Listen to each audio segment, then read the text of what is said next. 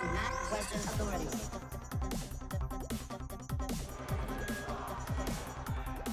This is the currency of the resistance.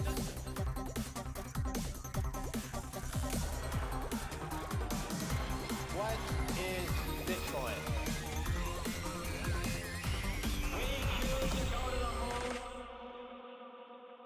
To the Moon does not need any permission to talk about Bitcoin, and we are going to talk about this permissionless nature of Bitcoin. From mid-2011, this is when we saw Bitcoin beginning to really attract more and more people. The very first Bitcoin conference was actually in New York City in August of 2011. The first international, the first European one was in November 25th, 2011 in Prague, hosted by Amir Taaki. And of course, you spoke, I attended.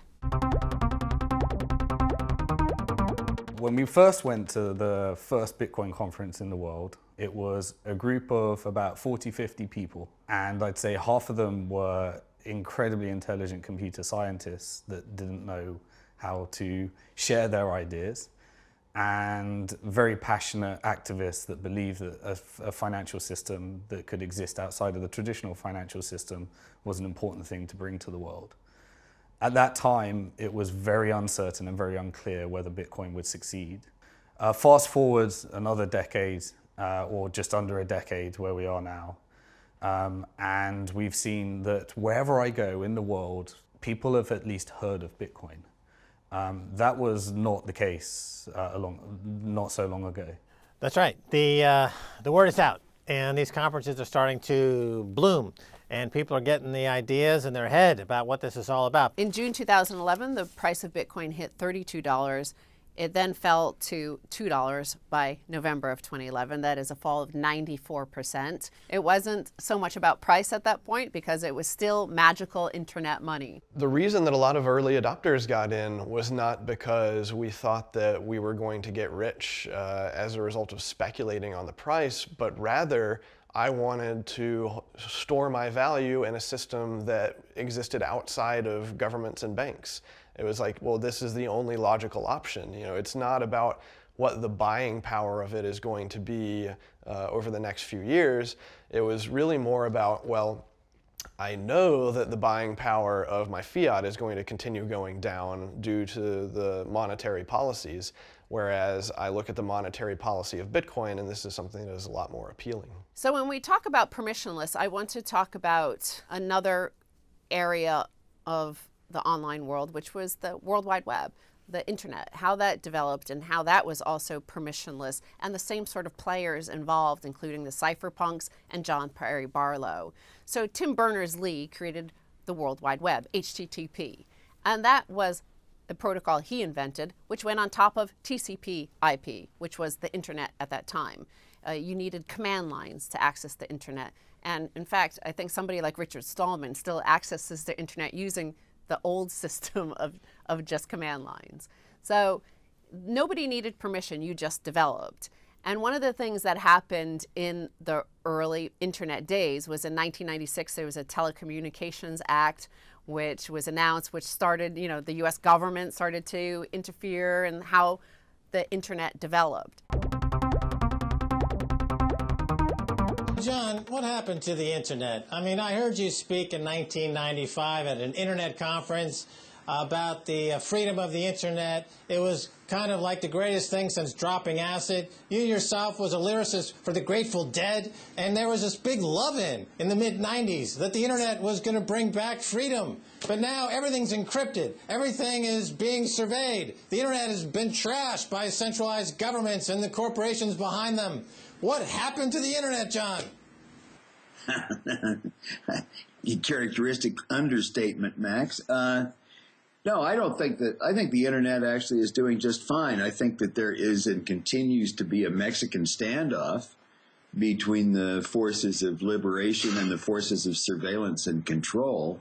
The internet is a very powerful force field inside of human affairs, and even as it allows many people that could never have had a voice in the past to speak up, there's never been a better surveillance tool than the internet. So, I mean, we can expect this back and forth. It was John Perry Barlow who wrote a declaration of the independence of cyberspace. Governments of the industrial world, you weary giants of flesh and steel, I come from cyberspace, the new home of mind. On behalf of the future, I ask you of the past to leave us alone. You are not welcome among us. You have no sovereignty where we gather. And he went on to write about the natural law and the social contract, that we are the ones, we're online, we are from cyberspace, and we're writing our own social contracts. We don't want you imposing your human contracts, your human laws upon us. We are following natural law. One of the great things that Satoshi had made was that he created the truly free market that is guided by the nature's laws, which is the laws of physics. And so that the mining is governed by thermodynamics, law of thermodynamics. It's the science basically that understands the relationship between energy and the temperature and how to effectively use them. So the mining is governed by that nature's law. And then also that mining is based on the understanding of human nature, that we are greedy, we are selfish, but at the same time we are capable of altruism, we are capable of collaborating with one another. So Satoshi understood basically the laws of physics and applied that to create perfect market free from the state, and also developed upon understanding of human nature. So what we have is man-made laws, and we have seen that the man-made laws are very weak. It's a bit inherently corruptible because we ourselves as humans, it's corruptibility is part of our human nature. So there is no way to actually account for that fallible part of ourselves. So then here comes the Bitcoin, because the Bitcoin aligns itself with nature's law, which are incorruptible. So this is a way, and then this does not have leader. This does not have external authority. It's bring authority back to ourselves. So because the nature's law already are governing us. So why do we seek for permission? Why do we seek for authority outside? We have to simply realize that that law is already here. You inside. have to surrender to the authority you already have. Exactly. You have to surrender to nature's Right. laws, that you are a self-sovereign individual. You have all the power you need inside you. Exactly. You don't need a president to bail you out or rescue you and save you, that you have your... Exactly, and it's a hard one to grapple, to understand, because we were so conditioned to seek for permission. We were so conditioned to look for authorities, and we have these laws and all those institutions outside. So it's harder for us to recognize that we have these laws of nature and surrender to them. Satoshi chose to be a pseudonym, an anonymous person, I believe, because it is important for a permissionless system to not have somebody who rules it or who has too much authority over it. And I think that ethos carries on how people use Bitcoin and what people think Bitcoin is. Early adopters of any technology, including the internet, are often porn and drugs. So there was that very early on adopters of porn and drugs in the Bitcoin space. 2011, Silk Road is founded, and it's an online marketplace for anything. Right. Well, porn and drugs, of course, are always part of the technological adoption cycle, particularly porn.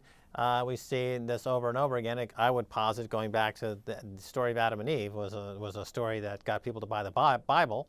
And, this is really unavoidable and part of the human condition, and we saw it with the Bitcoin adoption as well. Remember, Bitcoin is permissionless. Anybody can access it.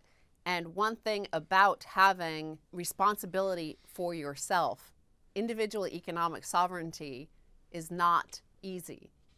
You can get wrecked. And in 2012, we saw the wreckage of Zhaotong. This is the collapse of Bitcoinica. May 11th, 2012, Bitcoinica hacked. To be Zhaotonged is when you give a third party your Bitcoin, like an exchange, and there was an exchange called Bitcoinica. And when you give your Bitcoin to an exchange, you end up, they own the Bitcoin. They could spend the Bitcoin as they wish, and they could say that there's more Bitcoin than there actually is. Everybody lost their Bitcoin, they got wrecked, and erupted all these sort of angry trolls like laughing and mocking and don't get zao-tonged, i.e. you get wrecked by going 10x leverage, by putting your coins on an exchange, not your keys, not your coins. You know, if you're on an exchange, you don't own those coins. So here was a huge lesson in individual economic sovereignty. Bitcoin has become the Wild West of finance, with the proliferation of websites offering loosely regulated replicas of the services familiar to those in the financial industry.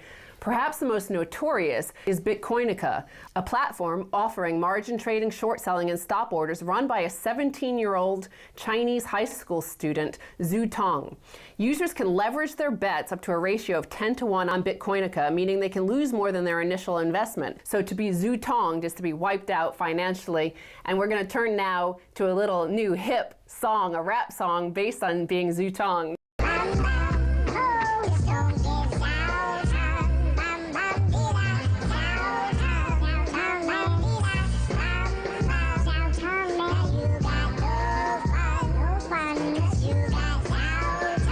Wow, that is quite a tune. You know, so this Zhu Tong, this whole Wild West without regulation, meaning that in our Western system now, the regulators have been hijacked by the JP Morgans, the Goldman Sachses of the world. So would you rather be Zhu Tonged, or would you rather be Jamie Dimon or Lloyd Blankfein? Right, no regulation means no insurance. Right, so there's no FDIC, there's no backup insurance, there's no one to bail you out. Definitely not in 2012. So this is a lesson that folks had to learn, and they had to learn it over and over and over again. Yeah, it's kind of like this space, when it's a free market, I look at it like a gas stove.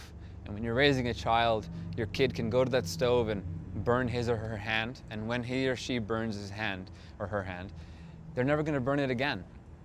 And you can't really teach that lesson. You can't teach that lesson to that kid, hey, when you put your hand on here, it's going to burn, it's going to hurt, don't do it. He or she's going to be like, meh, put their hand on there and go, ah, never doing it again. Yes. We need more of that to happen in this space and at a faster rate. And we don't really need government intervention there. We just need people to lose lots of money and to freak out and to get mad at each other. It's called getting wrecked. Yeah. You got to get wrecked. You got to get wrecked. It's the best teacher in the world when you get wrecked. Have I ever been wrecked? Nuked a few hard drives in the early days. Made some vanity Bitcoin addresses that ended up being hacked by old employees. Poofed Bitcoin into thin air by sending it to the wrong address before address verification was a thing. I would say not a heaping majority. I've, knock on wood, never had to go through a big scam, mostly due to my own laziness. Didn't get involved in Gox because Dwala was kind of a pain in the butt to set up.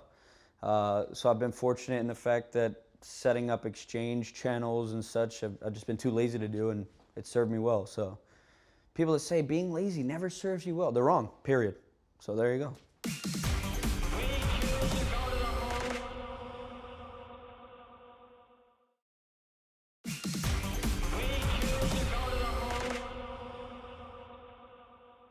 Not only did we just have a financial collapse, from June 2011 to November 2011, Bitcoin prices crashed by 94%.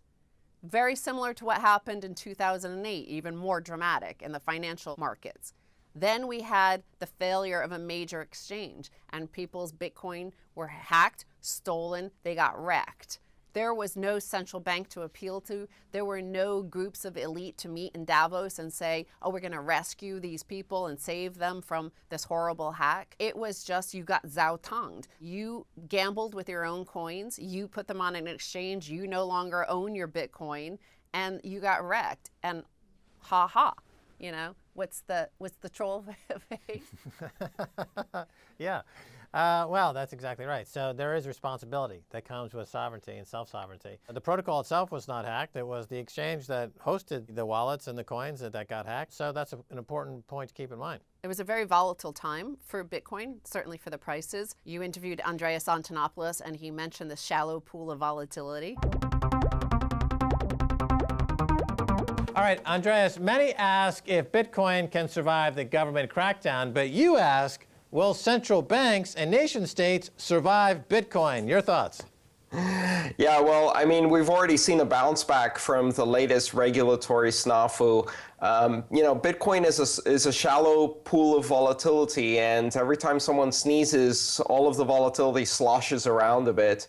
But at the end of the day, this is a technology, it's an invention, and you can't uninvent this incredible invention that allows consensus on a distributed network and allows people to move value around on the internet. QE3 started in September of 2012. Again, Bitcoin is thriving, it's growing, it's becoming more anti-fragile. It's already survived a 94% crash. It's already survived the collapse of Bitcoinica. It already survived a major hack. Hundreds of thousands of Bitcoins stolen. It's already survived all that. It's becoming more robust, and people still come. They are still drawn to Bitcoin. The next Bitcoin conference is September 2012 in London. You spoke there. The ability to grow out of the current debt crisis will never exist, will never happen. There's only one solution now, and that's going to be for printing money. And this is then going to be the de facto basis of what is becoming this currency war. Because now you have a race to the bottom. All these countries are going to be printing to debase their currency against each other to ostensibly help their export market to try to grow their way out of this debt crisis by incurring more debt. So this is what's happening here. This is the context in which Bitcoin has emerged, and why it's such a valuable piece in this war that's going on, and why I follow Bitcoin. Because we on the Keiser Report show, we cover the financial war, as we call it. So QE3 starts in September 2012. By now, the markets are recovering. They're soaring. Financial markets are up. Dow Jones is up. S&P 500 is up. FTSE is up. All the markets in the world. Everything is great. Or is it? Because here we have yet another intervention. Yet more hundreds of trillions of dollars. We ended QE2 with a $2 trillion balance sheet on the U.S. Federal Reserve's balance sheet. It will go to $4 trillion under QE3. This begins in September 2012. In the meantime, we've had Bitcoin fall from $32 down to pennies. This is a 94% collapse that happened in 2011. 2012 comes, we have Bitcoinica hacked, tens of thousands of Bitcoin stolen. We have wreckage. Nobody has needed to intervene. Nobody was even able to intervene if it were possible. There would have been people begging. All those people who got zao-tonged, who got wrecked, they would have begged anybody who had the authority to print them new coins that they had stolen because they chose to give up their private keys to the exchange and then got hacked, then got wrecked. There won't be Bitcoin on verge of first bailout for exchange. It didn't happen with Mt. Gox. No. It didn't happen with anyone else. That's not how this works, because Bitcoin is strictly limited in amount.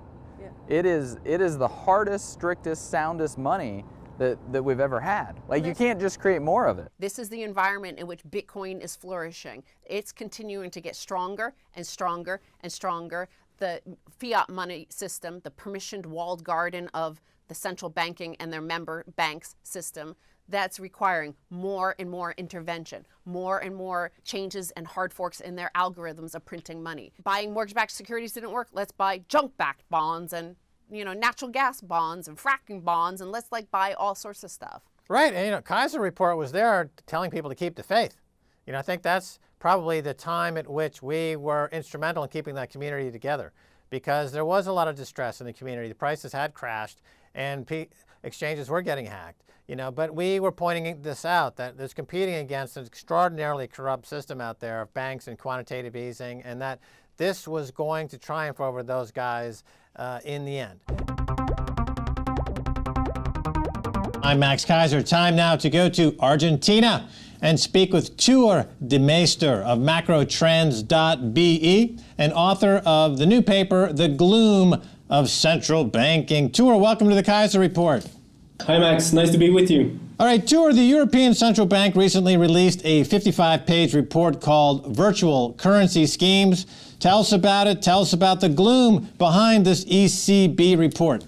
Well, it's very interesting. It got out last week, and when you read it, it first seems to be just about, it could be about any online competition for the central banks, any other types of currencies. But when you read into it, there's 183 mentions of Bitcoin, and they also mentioned that they wrote this report because they got a lot of questions from the public in the past few months. And I mean, this has to be because of Bitcoin. So, I mean, and that of course raises the question, why would one of the most powerful financial institutions on the planet, why would they bother writing about Bitcoin? Because you could just as well see it as some kind of mathematical puzzle whereby geeks just send back and forth some bits and bytes over the internet. So why do they take this seriously? And that caused me to look back and find some other papers written by the BIS, the Bank for International Settlements in Basel, and also look back at how they wrote about online competition in the past. And there's reports in 1996, for example. So to compare these two impressions they give is really, really interesting. And it turns out that Bitcoin for them is a totally different ballgame. And frankly, they don't know very well how to deal with it. One must always remember cypherpunks write code. That's what they do. They don't do Fed speak. They don't talk. They don't try to convince you of anything. They just do. They write code, and Bitcoin just does. It just is. And it doesn't have to convince you of anything. Why can't I choose my monetary policy, right? And that's what Bitcoin gives you.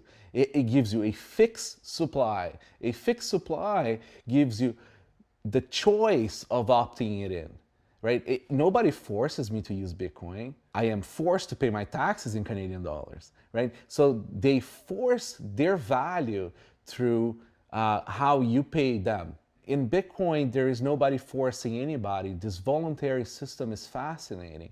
That choice allows us to, for the first time, for each person to decide to be aligned with the nature's law, make a decision to live according to a way of living that honors nature and nature's laws.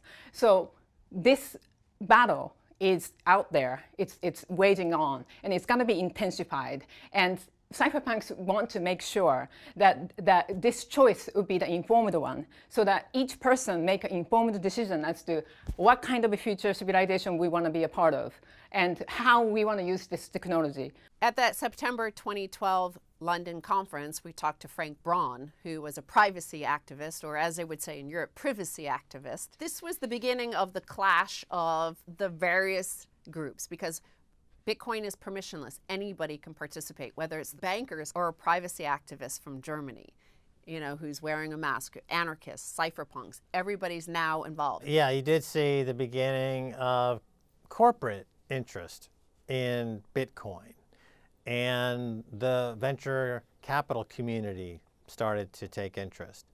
And their agenda is different than a cypherpunk agenda. So it did splinter the community. There were fiefdoms. There were people that were really actively enraged that the banker types who were kind of like curious now about what was happening in the Bitcoin space. And conversely, the bankers were aghast that they had to share a stage with someone like Frank Braun, a extreme privacy advocate. Frank Braun was a privacy extremist, what he called himself. So he's unwilling to basically negotiate his privacy, and he'll let you see his face if he agrees to it. I guess that's why he was wearing a surgical mask while we were interviewing him on the Keiser Report. All right, Frank, first, I'm sure the audience will want to know why the mask. I think privacy is necessary for liberty, and privacy is not granted, it needs to be taken. Therefore, in times of extreme surveillance, I think we need extreme countermeasures. For example, there are cameras now everywhere, and they can identify you personally and track all of your movements. That's why I became a privacy extremist and wear a mask in public.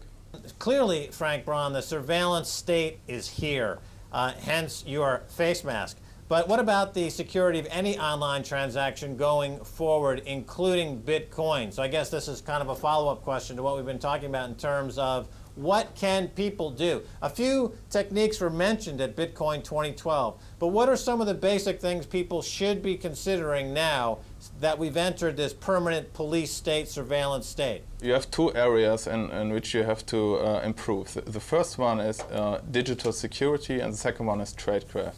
Digital security means everything like you should encrypt your emails, you should encrypt your hard drive, you should learn how to use internet anonymizers. The bankers coming into the system, no matter what they want, they can't get rid of the fact that it's the hackers, it's the dangerous guys, it's the privacy extremists that are core to maintaining Bitcoin. Yeah, that was a clash of cultures because on one hand you had the corporations and they thrive on organization.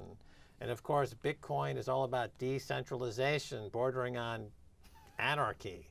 So these two came together and the sparks flew. And we had a setup for, in subsequent chapters, you'll see how that plays out.